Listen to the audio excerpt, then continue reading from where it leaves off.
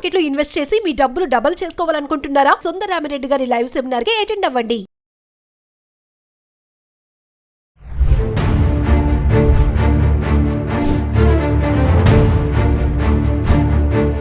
నమస్తే, welcome back to Suman TV. ప్రస్తుతం మనతో పాటు ఉన్నారు ఫ్యామిలీ కౌన్సిలర్ రజనీ రమ్మ గారు. నమస్తే మ్యామ్. నమస్తే. మేడం, మనం కొన్ని వీడియోలు చేసాము, వైఫ్ అండ్ హస్బెండ్ రిలేషన్ సంబంధించినవి, భార్యకు నచ్చిన పనులు, భర్తకు నచ్చిన పనులు, ఇట్లాంటి. మరి ఈరోజు ఏంటంటే మగవాళ్ళు చేసే కొన్ని పనులంట ఆడవాళ్ళకి అస్సలు నచ్చవు. ఇంకా వాళ్ళు ఏంటంటే వాటిని తీసుకోలేరు అనమాట. ఇంకా సో అలాంటి ఏమున్నాయి ఈరోజు కొంచెం చెప్పండి మాకు. ఉన్న వాటిలో కొన్ని ముఖ్యమైనవి ఏవి అస్సలు నచ్చని విషయాలు ఏముంటాయి అంటారు? నన్ను అడిగితే మెయిన్ రెండే. ఒకటి అబద్ధాలు, రెండోది ఇంట్లో పట్టించుకోకపోవడం. అంటే భార్యకి ఇష్టమైన పనులు చేయకపోవడం, అలాంటివి అనమాట. ఫస్ట్ ఏంటంటే ఈ అబద్ధాలు ఆడతారండి చాలా మంది. అబద్ధాలు ఉంటాయి కదా మేడం, అన్ని నిజానికి. సత్య హరిశ్చంద్రులు ఎవరున్నారు మేడం? అంటే అబద్ధం ఒక ఒక ఎమర్జెన్సీలో ఒక చిన్న అబద్ధం ఆడటంలో తప్పులేదు, కానీ నిత్యం మనకి ఎమర్జెన్సీలు ఏమి ఉండవు కదా. కాబట్టి ఆ అబద్ధాలు అనేవి లేడీస్కి నచ్చవు. వాళ్ళు ఏదైనా ఉంటే ఇప్పుడు భార్యాభర్తలు అన్న తర్వాత చెప్పుకోవచ్చు, ఏమో నేను ఇవాళ కొంచెం ముందుగా బయలుదేరి వెళ్ళాలి, నాకు ఫలానా పని ఉంది. ఒకవేళ అక్కడ లేడీస్తో కలిసే పని ఉంటే కూడా చెప్పచ్చు, తప్పేం లేదు. ఏమవుతుందంటేనండి, కొన్ని ఎక్స్పీరియన్సెస్తో చెప్తా ఉంటామా, భార్య ఏంటంటే ఎందుకండి ఇవాళ ఎంతమంది వెళ్తున్నారు అంటాలో తప్పులేదు కదా. రోజు వెళ్ళే టైం కాదు, ఈరోజు కొంచెం లేట్గా ముందుగా వెళ్తున్నారు. ఆటోమేటిక్గా అడుగుతారు, ఏంటి ఆవిడ కూడా తొందరగా వంట చేయాలి కదా, అందుకని అడగచ్చు కదా, ఏంటి వాళ్ళు తొందరగా వెళ్తున్నారు, నాకు కూడా హడావిడి అయిపోయింది అన్న ధోరణిలో ఆవిడ అడుగుతుంది. ఆయన ఏం చేస్తారు, అవునా ఇవాళ ఫలానా మేడంని కలవాలి, ఫలానా లేడీని అక్కడ ఆఫీస్ ఆవిడ కలవాలి అని చెప్పేశాడు అనుకోండి, అసలు ప్రాబ్లమే లేదు. అమ్మో అక్కడ లేడీ అనగానే ఇక్కడికి ఏం బాంబు వెళ్తుందా అని చెప్పి ఆయన మూసేస్తాడు అక్కడ. ఏం లేదు, నాకు పెట్రోల్ కొట్టించుకోవాలి, ఏదో చెప్పేస్తాడు అనమాట. ఆవిడ ముందే నన్ను పెట్రోల్ పోయించుంటాడు. ఆవిడ రెండో డౌట్ వస్తుంది కదా. ఆవిడ అడగకుండా వెళ్ళిపోయింది అనుకోండి, ఆవిడకి లోపల అగ్ని మండుతూ ఉంటుంది.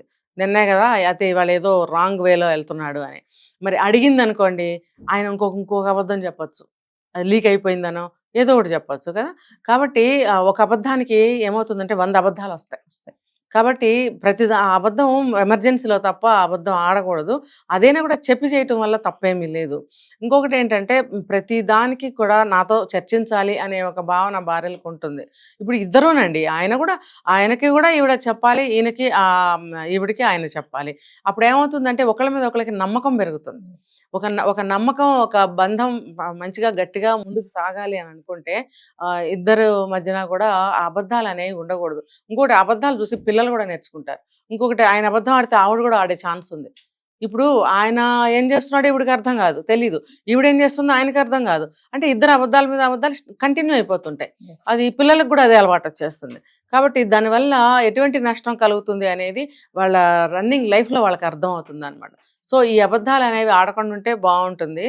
ఆడవాళ్ళు కూడా అదే కోరుకుంటారు. ఆబ్వియస్లీ వాళ్ళ అబద్ధం ఆడకపోతే వీళ్ళు ఆడరు. సో అదనమాట. ఇంకొకటి ఏంటంటే వీళ్ళు సేమ్ దాని కిందకే వస్తుంది, రహస్యాలు పెడుతుంటారు. సీక్రెట్స్ అంటే ఏముండదు, వాళ్ళ మొహం డబ్బు దాచారనుకోండి, ఆ డబ్బు దాచినప్పుడు భార్యలకి చెప్పరు. ఇది చాలా మంది 80% మగవాళ్ళు చేసేది. డబ్బు దాచినప్పుడు నువ్వు ఇంటి కోసమే దాస్తే కనుక భార్యకి ఎందుకు చెప్పకూడదు? అంటే వాళ్ళు ఖర్చుదారులు అనుకోండి, అమ్మో ఈవిడికి ఇప్పుడు డబ్బు ఉందని చెప్తే బంగారం చీరలో అని అంటుందని చెప్పి ఆయన చెప్పడు. కానీ నువ్వు కూడా జెన్యూన్గా దాస్తే ఓకే, లేదనుకోండి నువ్వు ఆవిడ దగ్గర రహస్యం పెట్టాల్సిన అవసరం ఏముంది, ఎప్పటికప్పుడు బయటపడుతుంది, అది మళ్ళీ గొడవలు అవుతాయి. మరి అలాగే హెల్త్ విషయాలు ఉన్నాయనుకోండి, హెల్త్ విషయాలు ఉన్నప్పుడు చెప్పుకోవాలి. భార్య చిన్న చూపు చూస్తుందేమో, ఏమన్నా అనుకుంటుందేమో, తెలియక ఎవరి దగ్గర అనేస్తుందేమో అని రహస్యం పెట్టి ఆయన రహస్యంగా మందులు వేసుకుంటున్నాడు అనుకోండి, ఏదో రోజు ఆయన ప్రాణానికి హాని కలగచ్చు, అది ఇంకో రకంగా కన్వర్ట్ అయిపోవచ్చు ఆ విషయం. ఇంకొకటి ఏంటంటే ఆస్తుల విషయాలు ఏమైనా ఉన్నప్పుడు ఖచ్చితంగా భార్యకి చెప్పాలి. డబ్బు అంటే ఎక్కువ అమౌంట్ ఉన్నప్పుడు లేదా ఆస్తుల విషయాలు ఈ రహస్యాలే కదా, ఇవి కూడా భార్యతో పంచుకోవాలి. ఎందుకంటే ఇప్పుడు ఎవరు ముందు పోతారనేది ఎవరికి తెలీదు. ఆ డీటెయిల్స్ భార్యకి పరచకపోతే అది డేంజరే కదా. ఆ విషయాలు ఆయనతోనే పోతాయి. తర్వాత వీళ్ళకి చూడండి, కొన్ని LIC పాలసీలు తీసుకున్నట్టు భార్యలకు కూడా తెలీదు, ఇన్సూరెన్స్వి. మరి అలాంటప్పుడు తర్వాత వాళ్ళు వచ్చి అడిగితే వీళ్ళు డీటెయిల్స్ చెప్పలేకపోతారు. అంటే చిన్న ఎగ్జాంపుల్ చెప్తున్నాను. ఇలాగే ఏ విషయాన్ని సరే, ఆస్తులు కానీ డబ్బు కానీ ఏదైనా భార్యతో చర్చించడం అనేది తప్పు కానే కాదు, భార్యతోనే చర్చించాలి. అది ఎంత ఖర్చుదారైనా సరే మీరు చెప్పాలి. చెప్పి నేను ఇవ్వను అని చెప్పి ఒక రూల్ పెట్టుకోండి. ఇప్పుడు కాదు, మన ఫ్యూచర్ కోసము, మన పిల్లల కోసము, మనకి ఏదైనా ఎమర్జెన్సీలో కష్టాల్లో ఆదుకుంటాయి అని చెప్పి మీరు దాన్ని ఇన్వెస్ట్మెంట్ చేయాలి. చెప్పలేదనుకోండి ఇలాంటివి జరుగుతూ ఉంటాయి. తర్వాత అవి నచ్చవు ఆడవాళ్ళకి. నేను ఇంతకాలం నేను కాపురం చేశాను, మరి అన్ని మాట్లాడుకుంటాం కదా, ఇది ఎందుకు చెప్పరు అనేది ఒక బాధ, అవమానం చాలా ఫీల్ అవుతారు వాళ్ళు. కాబట్టి ఇటువంటి రహస్యాలు కూడా పెట్టకూడదు. రహస్యాలు కానీ అబద్ధాలు కానీ ఇలాంటివి ఏమి చేయకూడదు. తర్వాత ఏంటంటే ఇంటికి వచ్చినా కూడా పట్టించుకోకపోవడము, తొందరగా రాకపోవడము. ఈ భార్యలు ఏంటంటే మమ్మల్ని పట్టించుకోవాలి. ఇదే మనం చెప్పుకున్నాం కదా, తిన్నావా, తాగావా, ఎలా ఉన్నావు, అవి ఒకటి కావాలని కోరుకుంటారు. కోరుకుంటారు. అంటే ఇది మనం ఒక యాంగిల్లో మాట్లాడుతున్నాం కాబట్టి ఇలాగే మాట్లాడతాము.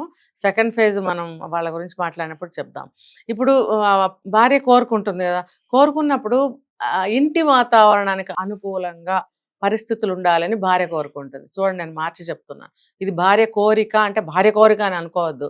ఇది ఇంటికి సంబంధించిన వాతావరణము, ఇంటికి సంబంధించిన ఆనందము, సుఖ సంతోషాలు, కుటుంబంతో అనేటువంటి భార్య కోరుకుంటున్నప్పుడు ఈ భర్తలు ఏం చేస్తారు, పొద్దునెళ్ళి రాత్రికి వస్తూ ఉంటారు. నిజానికి అక్కడ అంత టైం ఉండాల్సిన అవసరం లేకపోయినా కూడా వీళ్ళు ఏం చేస్తారు, పోసుకోలు మాటలు మాట్లాడుకుంటూ, కొంతమందికి సిగరెట్లు అలవాట్లు ఉంటాయి, అక్కడ టీలు తాగుతూ సిగరెట్లు కాల్చుకుంటూ రోడ్ల మీద బాతాఖాని కొట్టుకుంటూ టైం పాస్ చేసుకుని, ఇల్లు గుర్తొచ్చినప్పుడు ఆకలి వేసినప్పుడు అమ్మో ఇంకింటికి వెళ్ళకపోతే ఎట్లా, రాత్రి ఇంటికి వెళ్ళి నిద్రపోవాలి కదా, ఆ ఆలోచనలతోటి వచ్చే మగవాళ్ళు కూడా ఉంటారు. అలా ఉండటం వల్ల ఏమవుతుందంటే, నేను మగాడిని, నేను ఇలాగే ఉంటాను, నాకు స్వేచ్ఛ వద్దా, నాకు సర్కిల్ వద్దా అని మాట్లాడితే అది శాశ్వతం కాదు. కుటుంబం శాశ్వతం. కుటుంబంతో మీ బంధము, కుటుంబంతో జీవితం అనేది ఇంపార్టెంట్ కూడా. మరి కుటుంబం మీకు దూరం అవ్వదా? మీరు కుటుంబానికి దూరం అవుతారు, మీరు కుటుంబానికి దూరం అవుతారు. నాన్నతో ఉండాలని పిల్లలు, భర్తతో ఉండాలని భార్య అనుకుని అవన్నీ దూరం అవుతాయి. కాబట్టి మీరు ఒక టైం పెట్టుకోవాలి. ఈ టైంకి వెళ్ళడము, మధ్యలో పనులుంటే చకచకా చూసుకుని రావడము.